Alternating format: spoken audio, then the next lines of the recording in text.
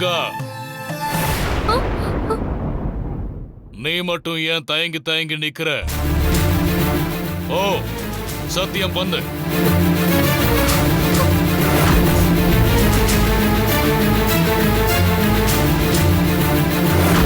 இவங்களுக்கு நான் கர்ப்பமா இருக்கிறது தெரியாதே. நான் இப்ப இருக்கிற சூழ்நிலையில தேங்காய் உடைக்க கூடாது, தலை கொடுத்து சத்தியம் பண்ணக்கூடாது. இதை நான் எப்படி சமாளிக்க போறேன்? பெரியா, நான் தேங்காய் உடைக்க மாட்டேன்.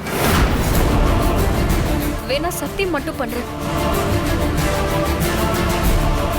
ஏன்? இல்ல, நான் தேங்காய்லாம் உடைக்க மாட்டேன்.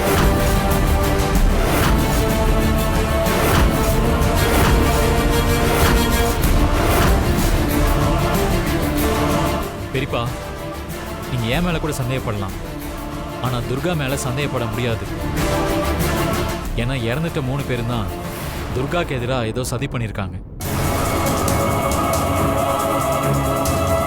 அதுதான் கனகா என்கிட்ட அன்னைக்கு ஃபோன்ல சொன்னான். அப்படி இருக்கும்போது துர்கா எப்படி அவங்களுக்கு உடனே இருக்க முடியும்? பெரியப்பா, அவளை விட்டுருங்க.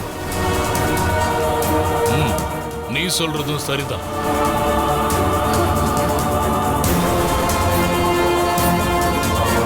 மேடம், எல்லாரும் சாமி சத்தியம் பண்றத நீங்களும் பாத்தீங்க. இதுக்கு மேல இவங்க தப்பு பண்ணிருப்பாங்கன்னு என்னால நம்ப முடியல.